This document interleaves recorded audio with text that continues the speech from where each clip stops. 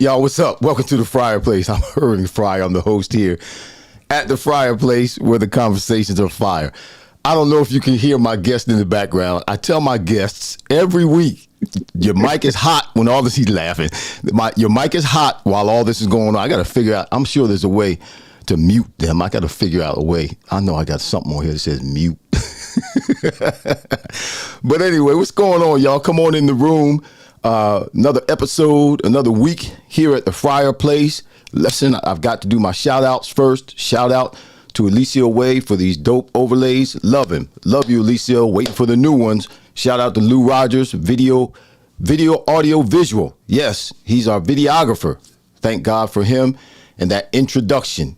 We have, what is it? Again, yeah, y'all know, Wings and Things. Yeah, that's one of our sponsors. Here we go. Wings and Things coming across the screen. Wings and Things Mount Holly. Yes, go to wingsandthingsmountholly.com. Order your wings, order your sandwiches, order your fries. Yeah, Wings and Things mountholly.com. One of our major sponsors. We love it. We love it. We love it. We love it. We also have Relentless Strength and Conditioning. Shout out 1703 Industrial Highway Unit 6. That's where I work out. Y'all, if you want to, check me out. Bang. Yeah, that's what, bang. That's what, bang. That's why I work out. Y'all, you know it. Don't hate, celebrate, participate, appreciate.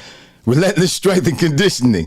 1703 Industrial Highway Unit 6, Cinnamon, New Jersey, 609-458-8584. Listen, if you want to look like this, y'all see me, watch what? Y'all want to look like this? Now, I'm not talking about my head and my beard. No, I'm just talking about if you want to have a nice sculpture. Yeah. Shush, Mike. Come on in the room. Hey, Mom, what's going on, Mom?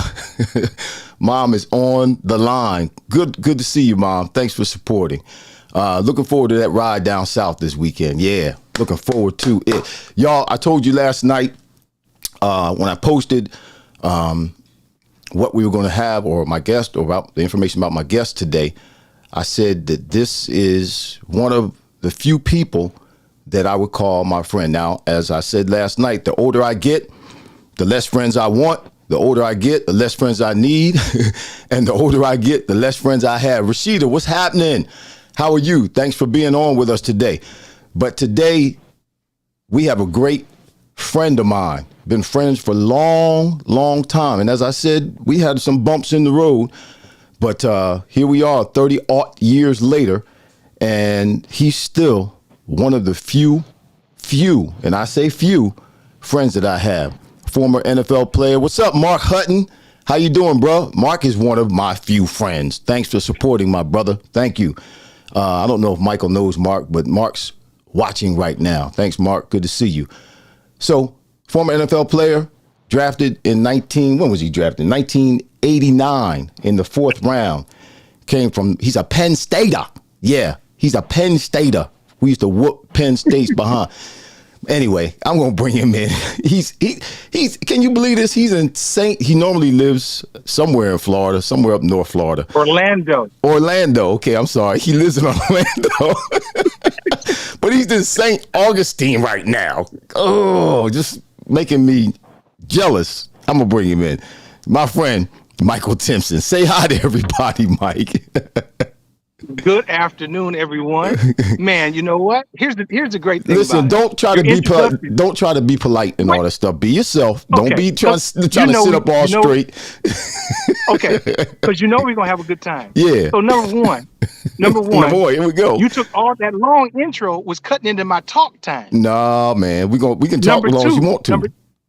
Number two, you said Mama McGee. You tell her I said hello.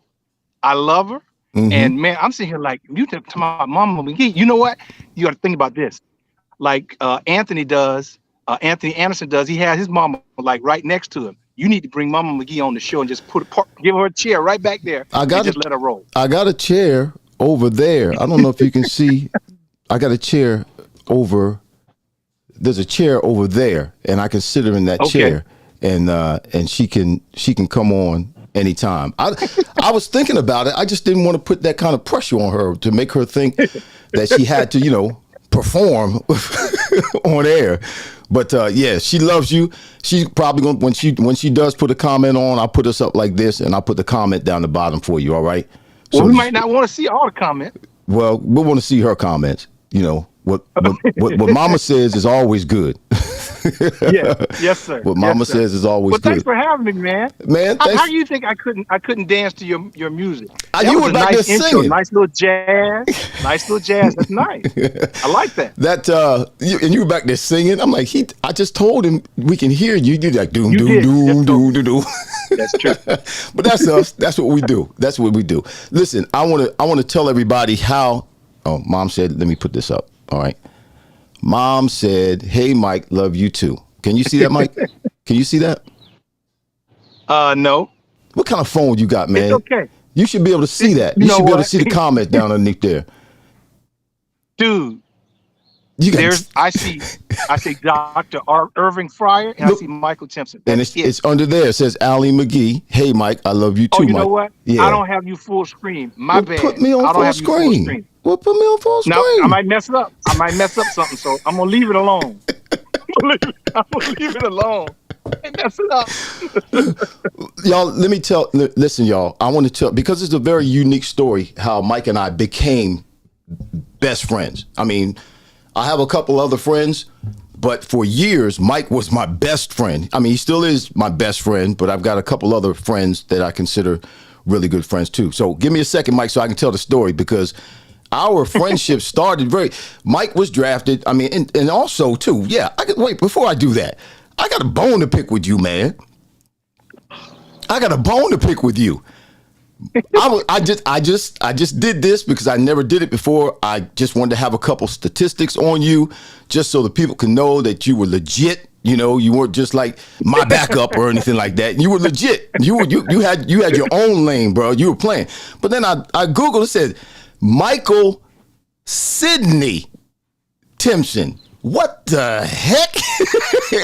Where did Sidney come from? I didn't know your middle name was Sidney. Irv, that's not me. That's not you? There's other people that...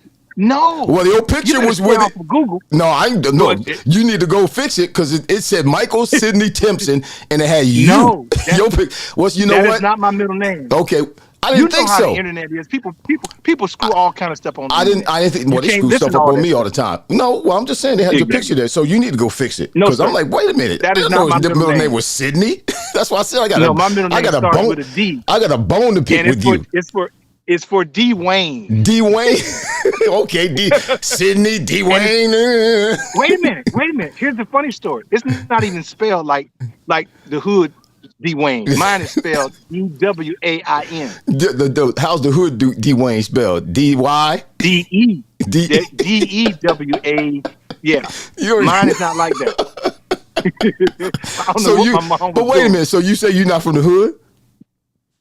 No, but my mom missed it. I don't know why. You know what? My middle brother's name is Franklin. I don't know what my mom was doing. His middle name was Franklin. Lord have mercy. Crazy. Franklin. Hope, my sister Hope is on. She says, hi, Mike. Hey, Hope. Gary Wright, what's going on? He said, hello, Irving from Notre Dame. We got Gary Wright watching from Notre Dame. What's up, Gary? Thanks for being with us today. Wow, this internet is amazing to me. Let me tell y'all. You know, this is gonna be the biggest. This gonna be the biggest crowd you ever had. You know that. Why? Because you on? Yeah. well, since you said that, let me give everybody a few stats on you. And there's something I didn't know as well. I didn't know your middle name was Sydney. I didn't know these stats. Stop saying that, man, because people don't believe it. It's Dwayne. It's Dwayne. Okay. Fourth round draft pick, 1989. All right. Played with the Patriots. Played 10 years in the league. Patriots, Bears, and finished up with me. I played with him in the Patriots. I didn't play with him Bears, but then he finished up with me at the Eagles. All right. He was a high school All-American, both in track and football. Michael Timpson. You didn't tell me this, bro. I guess you just don't want to brag on yourself. He set 3 state records in track in the same track meet. Boy, you was running like your hair on fire. You ain't got no choice down here in Florida. You know that. 1992 Olympic trials semifinalist in the 200 meters. Wow. Now watch this. 88. 88. Well, what's that? Where you looking at your information? It said 1992. See, I was trying to tell you. I was there. It's 88. Okay, 88. All right. Well, you need to go clean them up off the internet, bro, because they got your stuff all jacked up. Okay, tell me if these are wrong. You still hold Rodney Lewis. What's going on, man? Gary Wright said, I'm from Mount. Okay, you're from Mount Holly. Yeah, you're in Notre Dame, though. Okay. Rodney Lewis is a defensive back that I played with in college. What's up, R. Lewis? Good to see you, bro. Tell me if these records are right.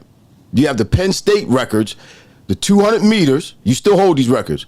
The 55 meters indoors, 200 meters outdoors, 200 meters indoors, 300 meters indoors, 400 meters indoors, and 55-meter high hurdle indoors.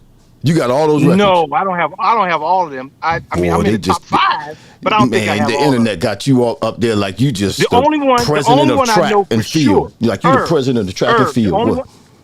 The only one I know real for sure is the outdoor 200 meters. That's the only one that I know for sure. The other ones, I don't know. Well, when you ran them, did they tell you had a record or what? Did you ever run the 55? Oh, they ain't been broken. Nah, because you fast. All right. Okay. You fast. Well, whatever. Richard, what's going on, man? Good to see you. So let me tell everybody, we got that's why I couldn't keep up with you on the track when we trained it. So y'all listen, this is how me and Mike met. I mean, this is how we became friends. Obviously, he was drafted in 1989. I was drafted in 1984. So I had been on the team. It was my 4th year. Here he comes in as a rookie, 4th round draft choice.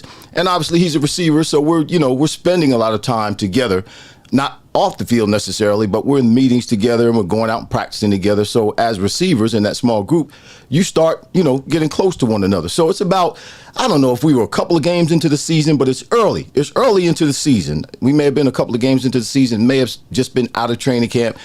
But Michael comes up to me as a rookie. Now, I'm the man, 1st round draft choice, 4 years. I'm starting to, get things together, but I'm still stupid. I'm still doing stupid stuff off the field. I'm still messing around with drugs. I'm still, doing stuff I shouldn't be doing.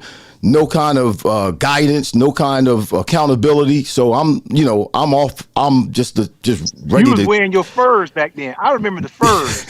Man, you had some furs, brother. I say, I'm from Florida. Man, what is this brother doing with furs? Go ahead, man. I'm sorry. Mark Hutton wants to know how you picked Penn State and didn't stay in Florida.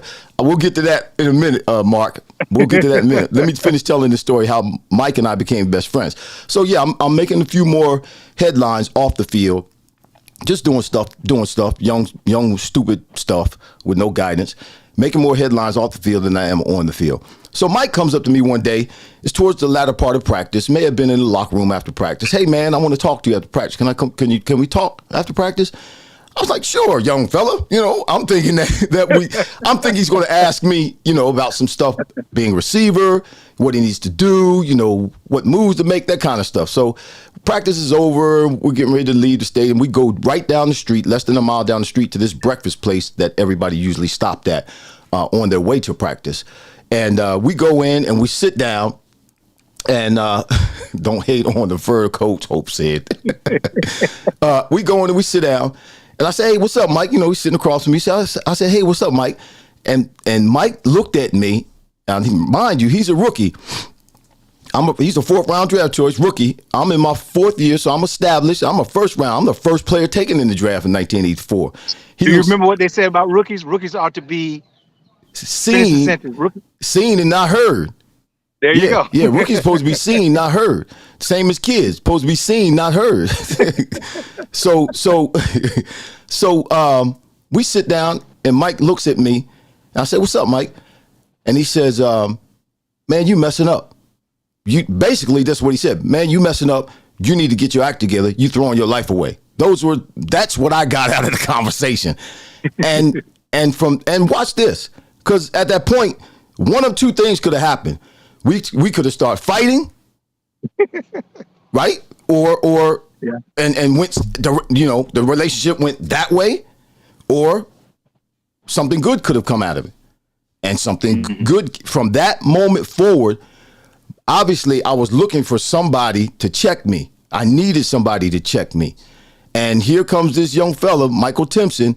He checked me. We've been best friends ever since. He's the reason. I believe he's one of the reasons I got saved. I got my life together with the Lord and gave my life to Christ, because that happened shortly after that. But from that moment on, we've been best friends. And man, it's been some kind of a journey. But what was it in you? I mean, what made you? What caused you to do that, Mike? I never did ask you that. I don't think what caused you. The funny thing about it, I just believe in authenticity. And I just, for whatever reason, I just felt that you just weren't being who God made you to be.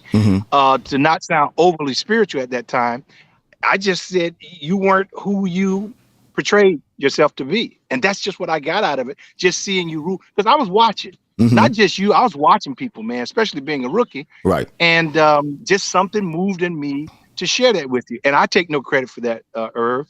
You know as well as I do how God has moved in our lives. And I remember one of your sermons, but God. But God. But God. Ooh. So I take no credit for that. I just was an instrument that God used. That's it. Well, I appreciate it, bro. We've had, over the years, y'all, I used to train with this cat. Man, trying to keep up with him on the track. I told you all those races he won and set records, and now I know why it was so hard to keep up with you. I remember that day. No, you tell him what we would do. We would meet at the track. When he was down, you were down with the Dolphins at that time. Right. We would meet at the track. And a lot of times the high schools were locked. And man, at 6 a.m. in the morning, we jumped the fence. Yep. Don't tell nobody. We would jump the fence and get on the track. And before people showed up, we was done. We hit it and quit it. Yeah. And we didn't even warm up. The funny thing is, we didn't even warm up. We ain't stretched. Well, we said we're gonna warm up as we go on the first lap, and we had to hit that first lap in certain time, and that was our warm up. That was a warm up. Yeah, I believe that's why. I mean, I pulled a muscle one time, but that's because I didn't rest. I'd done some stuff back here at home, and then came back down to Florida, and we were running, and I hadn't gotten my proper rest, and I yanked something in the back of my leg. But I believe that's why I never really pulled a muscle before, and that was our motto. A dog don't stretch before he chase a car. We don't need to stretch before we go run. A dog don't stretch before he chase a car. He just get up and chase. Oh, he just get up and chase him. Now you gotta make sure you give a disclaimer. So you don't want all these young cats out there trying to do that and hurt them. No, that's on them. They different. No, bro, they different than us now. They'll never even try to do stuff like that. They're different than us. Things are different. It's not the same anymore. But yeah, we used to do it was a lot. It was a lot. I was in the best shape of my life out there running around on the track with you, trying to keep up with you. Now, I remember day 2 because we would do this. This is how we would train. Right after the season was over, we rushed a little bit.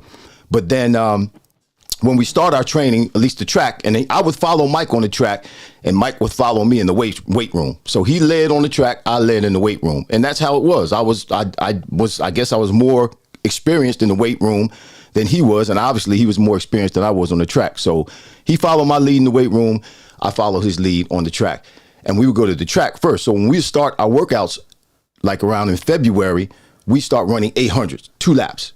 Remember that, Mike? Yes, sir. And then we do that for, I don't know, month and a half, and then we break it down to 600s and quarters. Right. And and when you get in quarter shape, well, when I got in quarter shape, I could do anything. And then as it got closer to training camp, we start running 200s and 100s, speed stuff. Right. And then as it got real close, we start running 40s. And I could always beat Mike in the 40, but I was quick like that. But he was fast. So if I had to run 100, I might have been able to hold him off for 60. But if it was 100, he's going to get me. He was going to get me. But 40, I could get him. You remember this day? So we're doing starts. We're doing starts. He would put a watch down between the two of us and let the timer go off. And we take off and probably run maybe 20 yards. I think we were doing 20 meters. 20 meter starts. Bang, bang, bang. I'd be able to get him all the time. Wow, wow, wow, wow. I got him every time. Then this one particular day, this joker's beating me. He's getting out the blocks before me. And I'm like, I'm trying to play it off. I'm okay. What's going on what's up with me today? This ain't right. So it wasn't until probably months later. It was months later. Now I took it on the chin, and he knows how I am. I'm very competitive. And I took it on the chin, and like months later, Mike comes to me, says, "Hey man, I got to confess something to you. Remember that day we were doing those starts?" I'm like, "Yeah, remember that day I was getting you?" He said, "I was cheating." I was watching the clock. I had the clock where I could see it and you couldn't see it. And I was going right when it went to 0. I'm like, man, you had me all messed up. I was messed up. Curry, you're a great training partner. Great training partner. No, you were too, bro. You were too. Now, we had recently, I want to get right to this. We had a recent, not bump in the road, because I don't think we ever had an argument before. Did we ever have an argument? No, we never had a.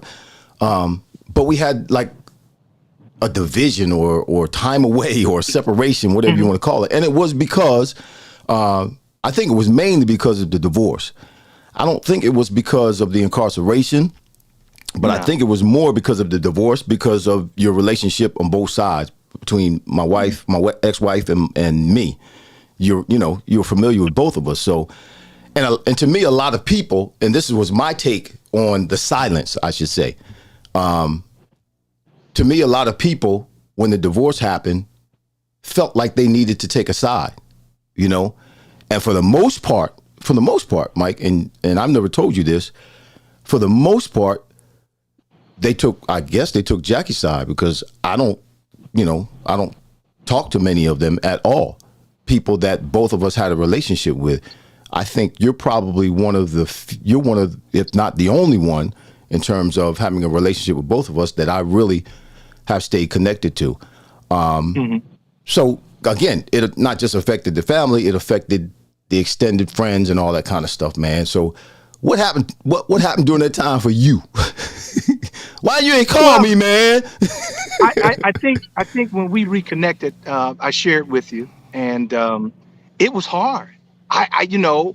It was almost as though I got divorced. Wow. And knowing you and Jackie and the kids from when they were babies, I think the only one I hadn't seen born was London?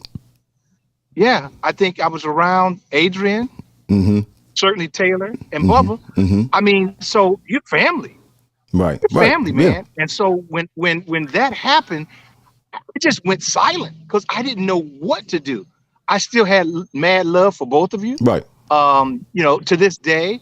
When Edwina talks to Edwina's my wife. When Edwina talks to Jackie, I say hello and everything, and so nothing has changed there. And certainly with you, nothing has changed.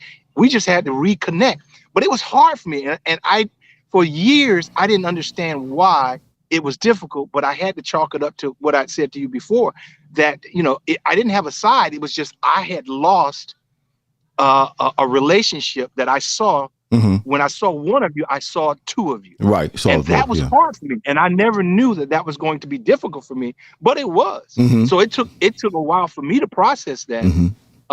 And certainly my love for both of you hasn't dissipated at all. Right. It was just, that was a tough time for me. And I believe if my wife were here, it's still difficult for her. And we both just kind of processed it in the same way. And I was able to pick up the pieces a little bit quicker than she has.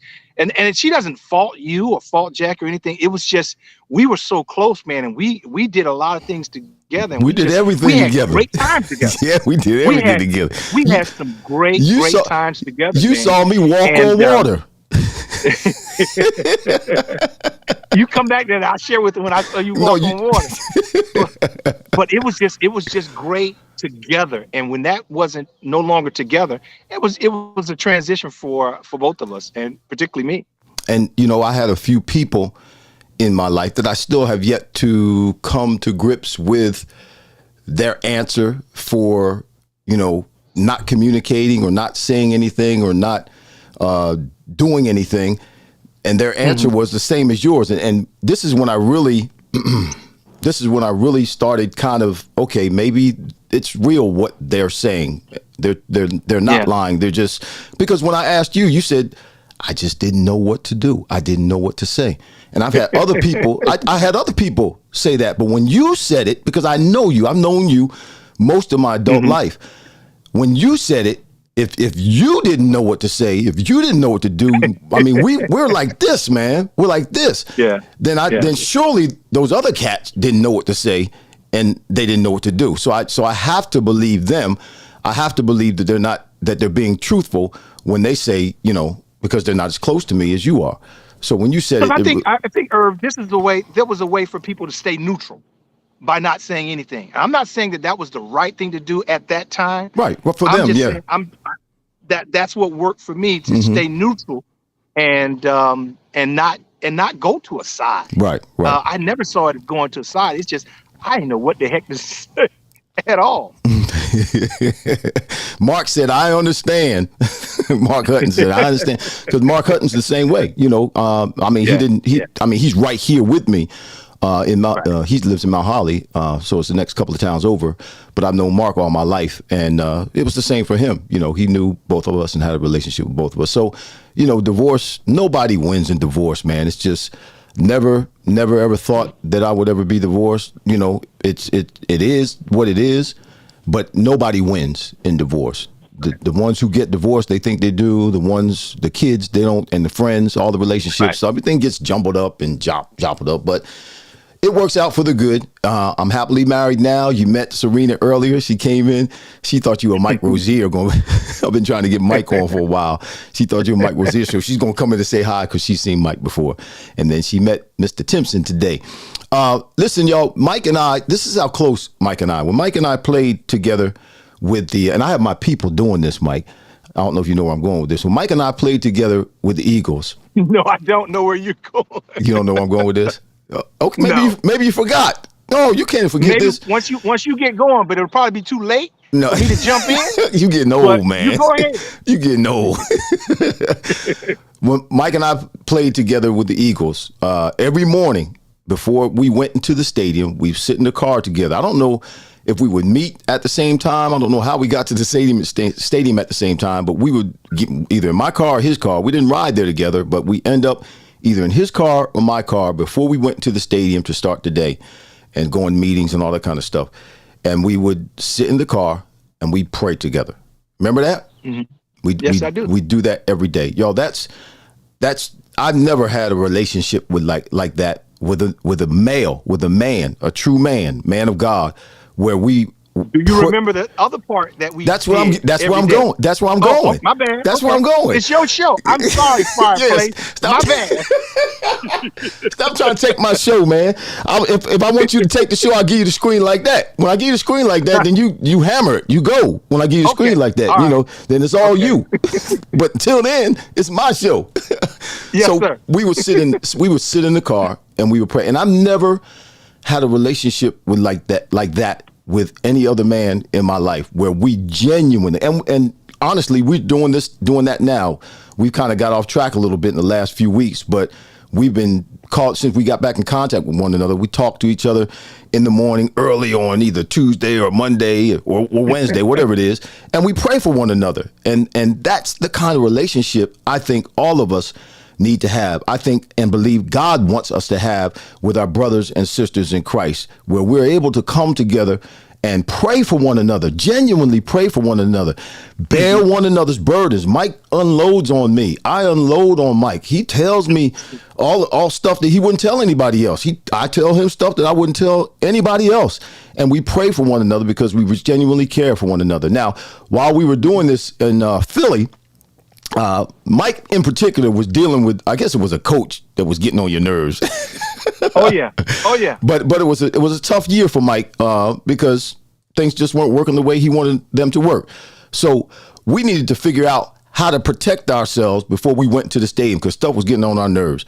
So after we finished praying, we get out the car and we had the shield of faith is what we called it. The shield of faith. We were shielded by the Holy Spirit, and we would stand up and we'd take our hands and run it down in front of us and go, shoom. That's it, brother. Yeah.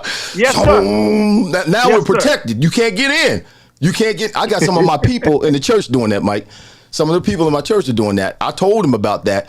And I told him, listen, when stuff's getting on your nerves, stuff is not going your way, when anxiety's trying to creep in and people are acting the fool on the job, you need the protection. You need to use the weapon that the Lord has given you to keep you, to protect you. You've got the shield of faith. It's an invisible shield. Yeah. It's invincible and invisible, and you need to use it. You know how powerful that is, Irv? You know how powerful that is? I had a team Bible study with some kids at a local school, and I shared that with them, almost word for word. Really? I shared that whole thing with them. Yes, sir. I shared, and this was about maybe a month ago. And I shared that story with them, and gave them that tool, putting on the armor of God. Right. And it's so important, man, because that kept us out of a lot of stuff that was coming up against us. Right. You know. Yeah. Because we battle not against flesh and blood. Preach. But against all this darkness and principalities. That's what we were really battling against. Right. And we had to put on the armor, man, to go in there and just deal with just some of the junk you deal with just being a professional football player. Right. Yeah. It worked. Two grown men. If you'd have seen us, y'all thought we were crazy. Two grown men. And we were ready. It was just, hey, what's up, Dave? Yeah. What's up? What's going on, Dave? Good to see you, bro. Richard, sneaker preach. Richard said you sneaking to preach, man. You sneaking to preach. So, Mike, what's happening? What are you doing now? What's happening in your life, man? What's going on?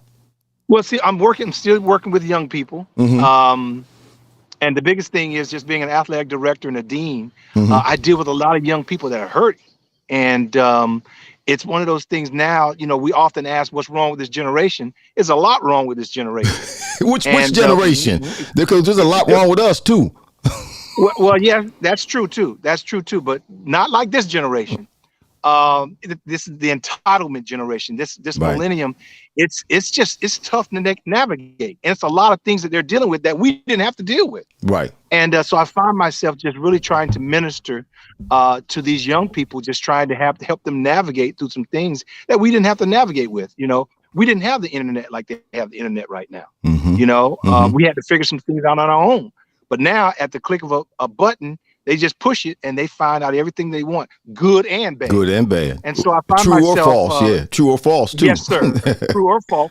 And that's what they're dealing with. And they need us now more than ever to kind of help them navigate through things. I mean, obviously, I have young adults that are trying to find their way through life. And so it never ends. It just solidifies our calling, just trying to help people and just trying to be a blessing to them. But you know what, Mike? Here's something that I believe. Richard, Dave, Mark, Sally, good to see you. I'm just shouting out a few people. Here's something that I truly believe, that I believe I was enlightened about several weeks ago, because it's a challenge for me to communicate with the younger generation. I really don't understand them. I don't get them. I'm trying to have patience with them. It's tough when you speak to one of them. What they say? What I'm like, who are you talking to? You know, my own son will do that. You know, he'll say what? I'm like, oh wait, and then he'll say, oh, I'm sorry, Dad. But I'm like, if I ever said what like that to my mom, I wouldn't have any teeth. Right. So I really believe that I'm not a pastor for that generation. Now, I'm not saying that because I'm quitting or anything like that, but I believe there are plenty of pastors for that generation, great pastors, great preachers who can reach that generation. But I believe that I'm a pastor for my generation, just after me and those before me, that I'm a pastor for them. And there are plenty of us who need Jesus that I can preach to. But you know what? I mean, you make a good point, and I believe that God gifts us according to our talents and where he wants us to reach. Right. But I'm a firm believer in that God's word would not return void. No, even if it's just a simple word, God's going to get the glory and it's going to make an impact. So that's kind of how I see that. But you're right. It's difficult. But then I always think back to our generation. I'm sure we had some knucklehead moments, some things that we did. Our parents scratched their head like, what are you doing? And what's wrong with you? Yeah. I'm sure we had those moments as well. Sure. And it's not to say that I won't speak a word when I have a chance to, encourage a young person or give them what God has laid on my heart with regards to that particular situation. But when I say that, I mean, I don't believe what I'm doing is going to be attractive to them. Bubba just came in the room. Be careful! Don't knock over my stuff. He won't be able to hear you. But y'all, my son Bubba just came in. Lord have mercy. He's in from Kentucky. What's up, Bubba? How you doing, man? You look like Kentucky. You look like Kentucky. He can't hear you. I got my headphones on. He can't hear you. Oh, my bad. What's up, man? Well, tell him he looked like Kentucky. Wait a minute. Let me see if I can put these on. See if you can hear him. Put these on. We'll see if we can hook him up. This is a first class production. He can't mess up the first class production. He ain't messing nothing up. Put him on your head, Bubba. Why don't you go to commercial? We ain't going to no commercial, man. Hold on a second. I got to just wait a second. I got this. You got to go to commercial, man. We ain't going to no commercial. Let's put him in. See this? No, we can't. Wait a second. See this right here. This right here. Yeah, you can talk in this mic, Bubba. Talk in that mic. What's up, Unc? How you doing, Bubba? I can't hear nothing you saying. Wait a second. I can hear you. That's okay. Come on, Smart. We're gonna take 5 minutes. We're gonna get some technical difficulties, people, and we'll be right back. I can hear you now. He can hear you now. What's going on? All right. See, What's up, Kentucky? Let me put him up here like this. Ain't much, man. I'm hanging out. You know what? There he is. Now I'm so glad you had a chance to come out of Kentucky. What was that? Now you're cooking with grease. Yeah. I'm so glad you took the time to come out of the woods of Kentucky. They keep me hostage sometimes. Move over this way. They keep me hostage. I don't want to step on your cord. How you and the family? Good. We living life. How you? Now see, the thing, you know what? I'm still on this side of Jordan. It looks like you're out on the golf course. This side of Jordan. He's in St. Augustine, man. Oh, I'm in St. Augustine, and I keep looking behind me in case I'm in the back of a museum. They had a table, and so I knew I had to do this interview. So if the museum person come and get me, I'm gonna have to leave. So that's why I keep looking behind me. No free advertisement. No free advertisement. No, I'm not gonna call their name. I'm not gonna call, but I'm way away from them. So if they come over here and say, "Hey, get off my property," I may have to leave. Gotta go. So you went on a tour at St. Augustine, right? You were telling me earlier. Yeah. So it takes us about an hour to drive from here, from Orlando. And so it was just a nice day, and my wife loved St. Augustine, so we came and took a tour. We're gonna have lunch, and then we're gonna head on back. Why does your wife? Why does Edwina love St. Augustine? What? That's the teacher in her. That's the teacher in her. It's a lot of historical things here that she likes, and I ain't that crazy about it. But that's what we do. Sometimes it ain't about us. It ain't about us. It ain't never about us. Sometimes it ain't about us. It ain't never about us. She asked me because they have a place at the oldest jail. They said, "You want to go to the jail?" I said, "No, I want to go to the jail. I ain't never been to jail. I want to go see the oldest jail." Look, I'd have told him, hell no, I don't want to go to jail. I would have told him no. I told him, hell no, I don't want to go to jail. Oldest jail. People walking around with prison things on. No. So anyway, but it's been a nice little getaway. So, Bubba, it's good to see you, man. It's good to see you too, Unc. It's good to see you too. Yeah. So how long you in town for? Just a couple days. Mike. Okay. I'm gonna have 5 of my 6 grandchildren tonight with me. I'm gonna have Bubba's and London's and they gonna kids. leave you? He's gonna lose and then the kids his hair. gonna leave you? No, they ain't gonna leave me. What do you mean gonna leave me? Oh, I'm saying no. The kids are gonna leave you with the grandkids. Yeah, they're leaving me with the grandkids. Yes, they are. Man, you done lost your mind. You got too many. You got too many at once. It's only for one night.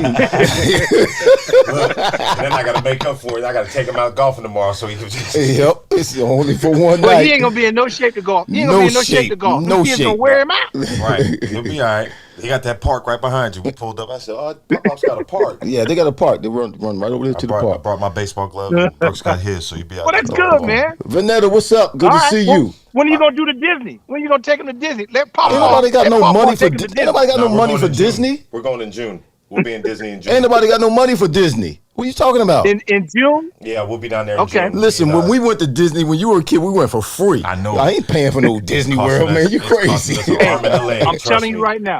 Bubby, how many Bubby, he calls you Bubby. I meant Bubba. Yeah, you said Bubby. I'm from Kentucky, so they say Bubby down there all the time. See, I didn't even know that. My bad. Bubby, right on point. But hey, how many are you trying to go into Disney with? Just, I'm gonna give you a number. It's already paid for. I already paid for it. So the number I can tell you the number. No. I'm saying the number of people you trying to roll into Disney with. 5. Get in the shop, bro. That's easily $600. It's gonna be more than that. It's more than that. It's more than that. I'm just talking about to get in. It was 13 to get in. Oh my goodness. I was being generous. Look, he's sweating. See how Look, long he's thinking about it. Look, He's starting to sweat. He's thinking about it. He's starting to sweat.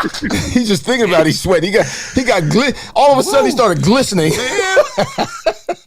I gotta pull a whole other shift for a whole long time. But it's worth it. You just can't do too many of them. It's worth it though. Yeah, we ain't doing too many of them at all. All right, get out my studio, man. All right, yeah, I got to set up. It's good seeing you. I love you. You too, Bubba. Say hi to the people. Your grandmother you and your auntie are on here. Hey, Auntie Hope. And my mom. Hey, everybody. How y'all doing? If y'all want some good food, come bypass this house. No. Don't come by Yeah. my house. No. All right, y'all have good. Bubba ain't cook. No, don't y'all come by my house. That's a good time. Huh? You guys gonna have a good time. Yeah, we gonna have a good time. Not everybody else. Not everybody else. But you know the problem is gonna come when you get ready to kick everybody out. Say what? The problem is gonna come when you get ready to kick everybody out. No, I know how to go to bed. I know how to leave them and go to bed. I'll go right upstairs and go to bed and leave them downstairs. When I'm So tired. you know what I had to get back to, Irv? Oh. I had to get back to when you walked on water.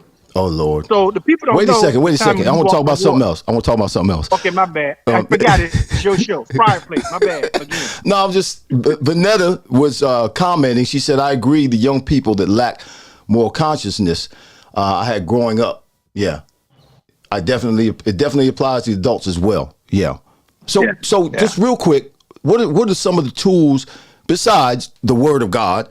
What are some of the tools you've had to use in dealing with some of the young people that you deal with? Because you are a dean at a school, and you've had some serious moments. Well, see, the biggest thing is we use athletics. Athletics can take down a lot of walls. Mm-hmm. And so that has been a blessing for me because generally I deal with athletes, being an athletic director and a dean. Mm-hmm. So that's been easy for me because you can kind of just pull back those layers. Right. And the biggest thing is what I've learned to deal with these kids, you got to get down on their level. And I'm not saying know the latest raps and all that kind of stuff, but you have to empathize as to what they're dealing with, what they're going through, and talk to them, not talk at them, talk to them. Mm-hmm. And a lot of times they'll open up and share some things with you. But here's the thing I think you were with me, and I don't know if you remember this. We did a poll once when we were with the Eagles, and we asked how many people in there came from 2-parent homes.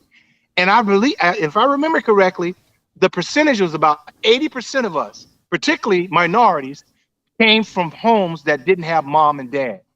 And to this day, those numbers are still pretty consistent with a lot of kids that I come across. They don't have 2 parents in the home. And so a lot of times we have to, as males, we fill that role, dad, pastor, physician, doctor, you name it, we feel that. And a lot of times when the kids see that you're genuine, because I always tell people, I said, kids don't care how much you know until they know you care. That's good. That in itself. Say that again, breaks man. down a lot of Say that. I'm gonna give you the screen. Know that you care. Say that again. Say that again, preacher. Go ahead. Kids don't know. Kids don't care how much you know until they know you care. That's good. I like that. I like that. And so once they feel that you care about them genuinely, then they'll let down a lot of walls, man. Right. And you'll get a chance to break through a lot of that ice. I've been told that before too, about being able to get in, get close to them, just being genuine yourself and letting them know that you're vulnerable, you're a person, you hurt, you feel, all of that, the same that they are, because that's what's happening with them. They're going through something, they feel it, they hurt, they want someone to care about what they're thinking and what they're feeling. So and that statistic, and you gotta let them talk. You gotta let them talk. And sometimes what happens as adults, we'll dominate the conversation. And you got to really just let them express themselves and take it, no matter how they give it to you. And the biggest thing is, don't be judgmental. Don't judge sometimes them, because we want to fix it, and sometimes we get to be too judgy. And that'll turn them off. Right. And I'm saying this through personal experience. I've learned this through trial and error, that I've learned to cut it off and not be so judgmental and just let them talk and share and just empathize with them and say, you know what? I understand. Yeah, I was talking to Taylor, our youngest child. Everybody, her name is Taylor, and she was telling me that about single parent homes. Many of her friends, when she would talk about being at home and mom and dad and her brothers and sister, many of her friends were like, "Your dad and mom are together? You got mom and dad same?" And it was not the common thing in her group of people that she grew up with in her generation. It was not common to have 2 parents in the home operating together. So, and that thing is still continuing. And particularly, like you said, in minority homes, it's really, I think the statistic or the percentage even goes up. So yes, that's a great, Donald Hunter. Yes, that was a great tip for us. Michael gave us a great tip. And yes, Dave, he sees my new mic. I got a new mic, this purple and gold, in case you didn't see Mike. He says, love the Shure MV7. Yeah. That yellow is popping. Thank you. Yeah, that's why I got it, because I knew it would be popping. What? All right, go ahead and tell them about me walking on water. Go ahead, man. I know you're itching. I know you're itching to say it. Just go ahead. I'm gonna give you the screen. Go ahead. Cause now make sure. Oh, you gave me the big screen. Yeah, I gave you the big screen. I have arrived. Okay, so here's the deal.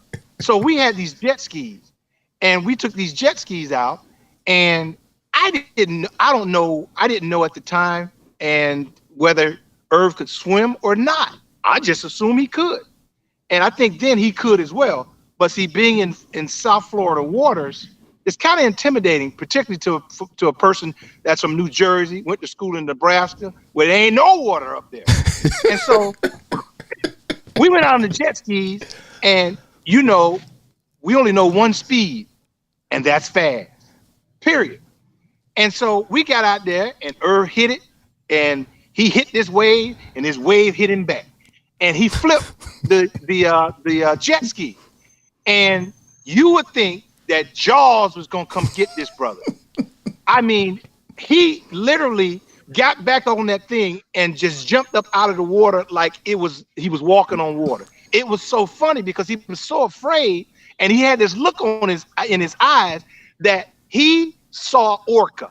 He was gonna get swallowed by like Jonah. He was gonna get swallowed by a whale.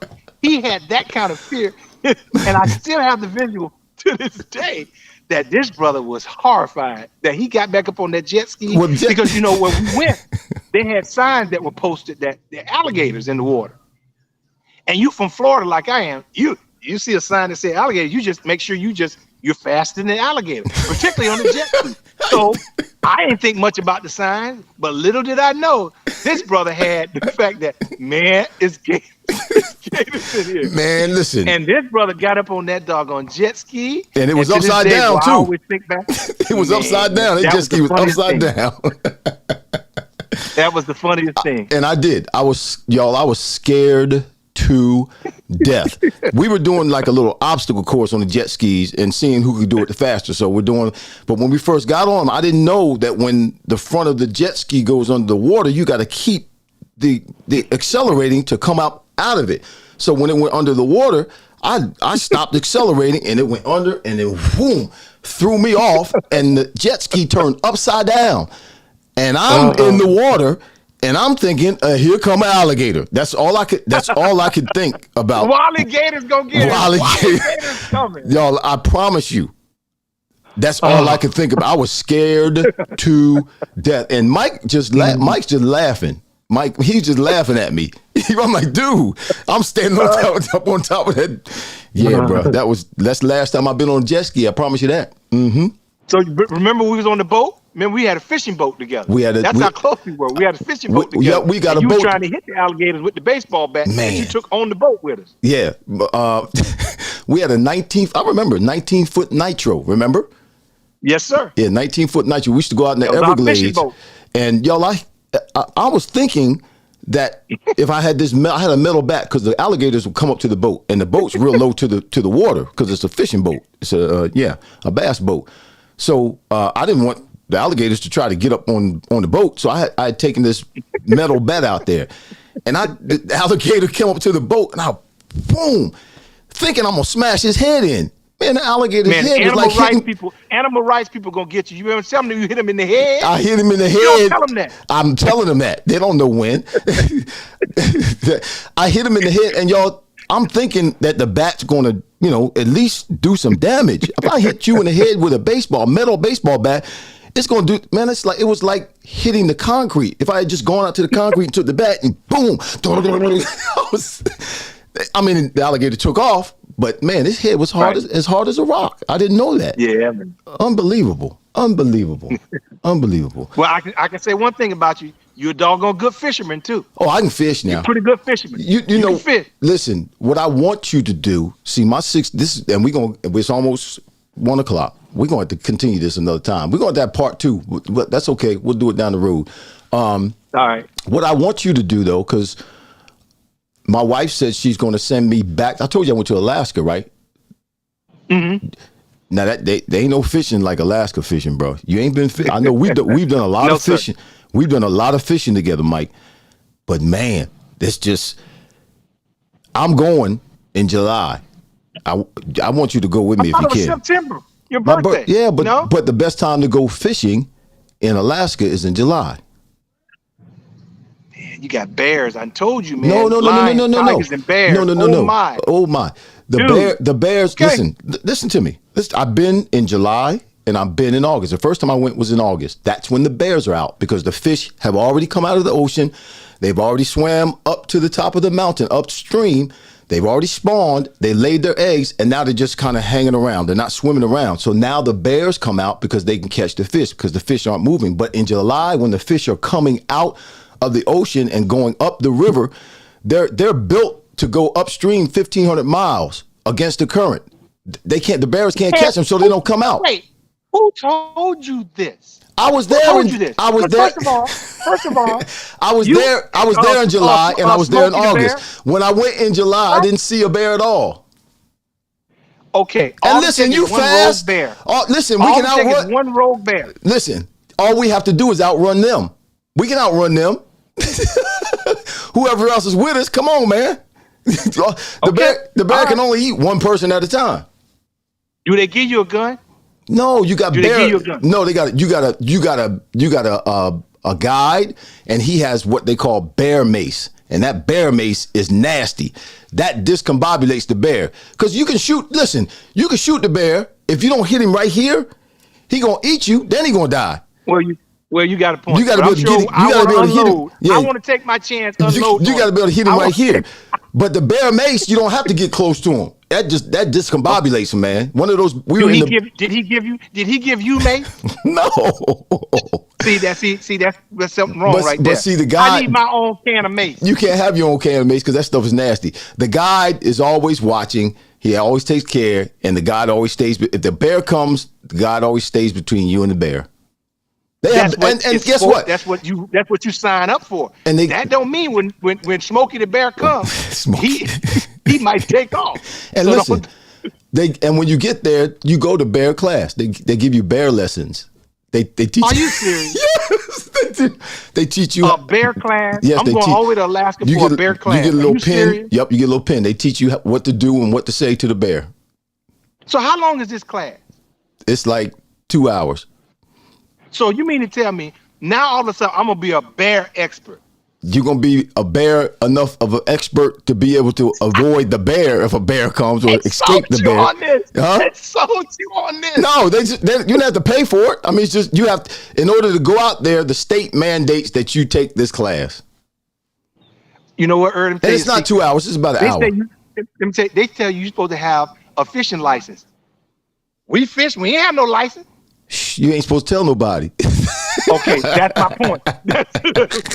You come out the bear license. And yes, guess what? You got to have your fishing license when you go out there. You have to show it. It's a private park, the Naknek River Park. It's a private park. So.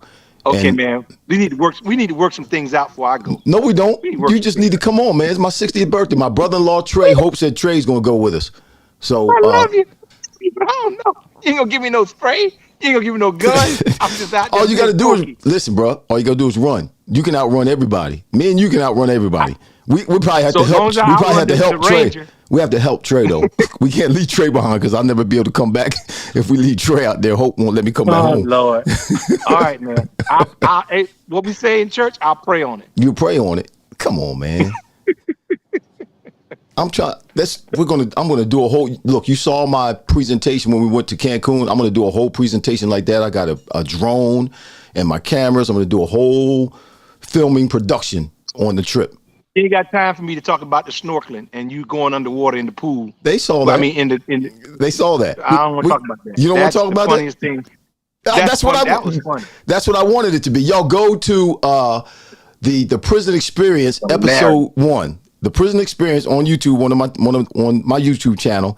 Go to the Prison Experience episode 1, and you'll be able to see my trip with my wife Serena to Cancun and how. Hope said, "Oh Lord, the bear's going to eat my husband." You'll see my trip and our experience snorkeling in Cancun. I'm sure they gave you lessons on snorkeling too. That ain't work out well for you. It worked out well for me because I got rid of the tube. I figured out how to snorkel, just hold my breath. I can't. I can't breathe with the tube. I understand that, but that wasn't the lesson that you took. They never gave us lessons. They didn't give us no lessons. They handed us the equipment and said go snorkeling. They ain't never give us no. That was a bootleg trip. No, they didn't give us no lesson, bro. They just said go snorkel. Here, get in the water. Just don't go that far. You got to pay for that. That's extra. Well, first of all, my wife tricked me the first time we went because I didn't know we were going snorkeling. I thought we were going on a boat ride. Next thing I know, we in the water. I'm upside down in the water trying to snorkel, man. Now you should know better than that to get tricked on a boat ride. Well, I love her, so she took advantage of her influence on me. I will follow her anywhere. Obviously. Even into the depths of the sea. Literally. Literally. Yes, literally. Well, y'all, that's 1:00. We got to go. But where you going? Where am I going? Where you going, man? Man, my grandchildren are here. My grandchildren are here. My grandchildren are here. Okay. Yeah. All right. Bubba and the grandchildren. Hey, you take your vitamins. You're going to need it today. Man. You taking vitamins? How old are you now? 6 of them. I'll be 5'5" in June. Well, I'll be John Brown. I'm 59. I'm going in the other direction. You going in the other direction? Shoot, 5'5". That's right. Y'all about 4. I got you about 4 years. Yeah. I don't take no vitamins. Yeah. You take vitamins? Yeah, you doggone day. I take my 1-a-day vitamin. You doggone Skippy. You take Geritol? I take my vitamin. Mike, you take Geritol? Huh? You take Geritol? No, I don't take Geritol. No. You know, Geritol for old people. Just 1-a-day, men's 1-a-day vitamin. Yeah. Bruh, with all this stuff going on, you need everything you can get. Just drink more water, man. Well, that too, but you still need to make sure you take care of your butt, make sure all your minerals, everything's topped off, like we do with our cars. I just drink my orange juice with ice in it, bro. Yeah. Okay. Do you remember all that? Right, orange juice with ice. That's how you drink orange juice. Got to put ice in it. Right? No? Yes, that'll work. Listen, my wife, Skippy, why we call each other Skippy? What happened? How this? I first called you that because when you run, you skipping along. And then you just did it in turn. You just flipped it on me. I don't look like I'm skipping when I'm running. Yeah, you do. No, I don't. Okay, if you say so. Did I look like I got to go back and look at some film? Do I look like I'm skipping when I'm running? Oh, I'm skipping fast then, bro. I must be skipping fast. No, you were skipping fast. No question about it. But you was like you skipping. And so that was just my term of endearment to you. Term of endearment, Skippy. And then and you can't eat peanut butter. So it's almost like a play on the word as well. You can't eat peanut butter. I can eat peanut butter. Peanuts and peanut butter, I'm good. It's all the other nuts. Okay, my bad. Peanuts and peanut butter, they're a legume. They're not even considered a nut. They're in the meat family. Do your homework. Okay. Yeah. Okay. And so my wife blasphemed my house the other day, man. She came home with Jif peanut butter. and I had a fit. I'm like, what you Jif? Yeah, Jif. She brought Jif peanut butter in the house. And I said, I don't do Jif. We got to do. They had a 2-for-1 sale. I don't know. It was probably on sale. That's why she got it. But Skippy, that Jif still sitting up in the cabinet, and we got Skippy. We got big jars of Skippy now too. Y'all, you can't do Jif peanut butter. Best peanut butter is Skippy. Yes, David Hunt said peanut butter is awesome. It sure is. I eat spoons of peanut butter. There you go. Yeah, there you go. Well, man, thanks for being with me today, bro. I appreciate you, Doc. It's good talking to you. And again, y'all, I told you that my brother and I, and you need to find yourself a friend. I'm not talking to you, Mike. I'm talking to the people now. You need to find yourself a friend like this, that you can confide in, that you can be yourself with. I can not literally, but I can get with my life. I can get naked before Mike and not have to worry about him judging me, not have to worry about things changing or the environment getting hostile, because he's my brother. He's my brother from another mother, my brother in Christ. And we have a relationship that is second to none. That's my dude. So I appreciate you, Mike. I love you. Thank you for being here. Too, brother. And, we're going to talk. It ain't like this is the last time I'm going to see you. We're going to talk this week some more. But enjoy your, and you know what? Tell Edwina I said hi, because I really, since we. And she in the museum. She in the museum. I said, come on. No, I'm going to go in the museum. She said, that's what I'm here for. But I told her, I said, I committed to you to do this before I did that before I committed to this. And I said, I'm a man of my word, doggone it. It is what it is. No, you just didn't want to go to the museum. Now I gotta go feed her. Now I gotta go have lunch somewhere. Well, you all, keep it real. You gotta keep that thing right. Keep that marriage right, man. Yes, sir. Yes, sir. I'm trying. Yeah, well, we ain't perfect. We all trying. But I sure try. We all try. We ain't gonna be perfect till we get there. Yeah. and hopefully that'll be later and not sooner. Lord willing, and the creek don't rise. And the creek don't rise. You got it, brother. So, man, I love you. I'll talk to you soon. I was saying, tell Edwina, I said, hello. I really haven't talked to Edwina since you and I hooked up, since we reconnected. Right. So I really haven't had a chance to talk to her or even have a conversation with her. She hasn't been in the background when you and I have been talking, because you're usually on the road. But just tell her I said hi. All right? I'll certainly do that. Like when my Jamaican brother says, soon come. Soon come. Soon come. Get off my show, man. Hey, Soon, do the music take you out like it took you in? yeah, Or the but do-do-do-do-do-do, yeah, do but it you go, take you yeah, out but that you gonna way? be, yeah, but you gonna be gone. When the I ain't music, gonna see it. you can stay Okay. on. You can stay on and watch. I got to do my shout outs again, and you can No, stay on. I ain't finna stay for all that, man. You ain't paying me for all that. That's extra time. I love you, man. I never charge you. I ain't expecting a dime. But I gotta go feed this woman. Ain't never charge. Ain't nobody I gotta charging go me. feed this woman. Huh? I said, don't nobody charge me. Andre No, Reed I did. know. Andre I'm Reed just didn't messing charge around. me. No. Man, I had Mark Duper and Mark Clayton on here at the same time one time. Whew. Yes, sir. Good Lord. No, that was difficult. sir. That was difficult. Mark Duper is not.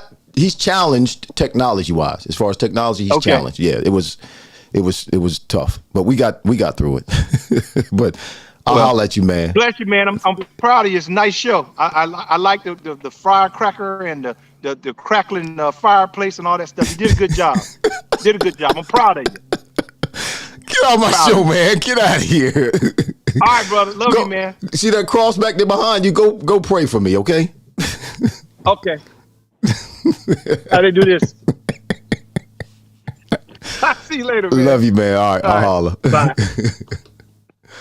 Oh, that's my dude right there. Who is this calling me? Somebody calling me. Steve Taylor from Nebraska. He's not watching right now. Gary, thanks for being with us today. Yeah, you get the big jars at Costco. Mike, you still on? Mike, turn it off. He's still on. I got to get him off. Okay, now he's off. Yeah, he's trying to join back. He's trying to come back in. Gary, you said you got the big jars of Skippy at Costco's. Yeah, that we get them at Sam's. Yeah, big jars. Good. They only last a couple of weeks because I do big spoons of peanut butter. I use that big spoon of peanut butter, a couple of cups of yogurt, and a banana. That's always my breakfast. Yeah, every morning. And a bottle of water. Yeah, good to see you, Hope. Gary Wright, David Hunt. Y'all, listen, I'm trying to get 1,000 subscribers. Please share this video. Hit the share button. Hit the like button. Thumbs up. It's important so we can get this fireplace where it needs to be. We're going to be doing some things to promote. We're going to be doing some things to make sure we get our name out there even more than it already is. So y'all, please watch for any promos, watch for anything that we're doing, and please help us spread the word about these great conversations. It was good today. We had fun today. We didn't get into anything real serious, which, didn't really want to with my friend, but I just wanted y'all to meet him because he's a ball of fun. We've had many, many, many, many, many good times. Yes. Mom, good to see you. Who else is on here? Donald Hunter. Yes. I said David Hunt. God bless you, bro. Vanetta, I don't know if you're still with us, but thanks for being here. Richard, yes. Good to see you, bro. Always. Mark, I don't know if you're still hanging around, but God bless you, my brother. Love you. Sister Sally, love you too. Charlton Curry, hey, that's teamwork. Yes, it is. Gary Wright, thanks for stopping in. Rodney Lewis, you still with us, Lou? Huh? Thanks, bro. You're always popping in, and I appreciate your support. Thank you so much. All right, that's it for today. Rashida, you still around? I don't know if you are or not, but if you are, thanks for coming. Let me take that off. Thanks for coming in with us today. I hit that by accident. All right, y'all, we're out. Oh, Ryan.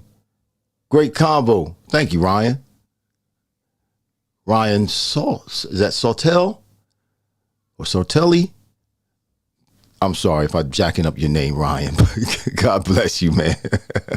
I'm not even going to try to say it again because I don't want to jack it up any more than I already have. Hit the like button. Yes, y'all. Dave said hit the like button. Don't hit it, but just, the like button. You know what to do. Great way to my Friday lunch hour. All right, Gary, I appreciate you, bro. We're here every Friday on YouTube Live, every Friday. Yes, the Fryar Place. We'll be back next week with our next show. Don't know who the guest is going to be yet, but I'll let you know sometime this week. Shout out to Alicia Way for these dope overlays. Shout out to Lou Rogers, Vision Audio Visual, for he's our videographer. for that introduction. You're going to see, or you're going to hear the music when we go out for our outro. Also, Wings. Yeah, Wings and Things. Let me put it up on the screen again. Wings and Things, Mount Holly, one of our sponsors. Yes, Wings and Things. Go to Wings and Things, mountholly.com. Get you some wings, get you a sandwich, get you some fries. Yeah, curly fries, onion rings. We got all kinds of stuff at Wings and Things, one of our major sponsors. Then we also have Relentless Strength and Conditioning, 1703 Industrial Highway, Unit 6, Cinnamon, New Jersey, 609-458-8584, 8584. Yep. You want to look like this? Come on. Yeah. Yeah. Relentless Conditioning, Strength and Conditioning. Y'all, I'm out of here. We'll see you next week here at the Fryar Place, where the conversations, thanks for being with us, where the conversations are fire. Y'all take care. Yes. Take care. Mask up. COVID's still out there. Don't be lulled to sleep. Don't be foolish. Social distance. Wash your hands. Keep your mask on. Let's wait and see what happens now that these mandates have been taken down. See you next week. God bless you.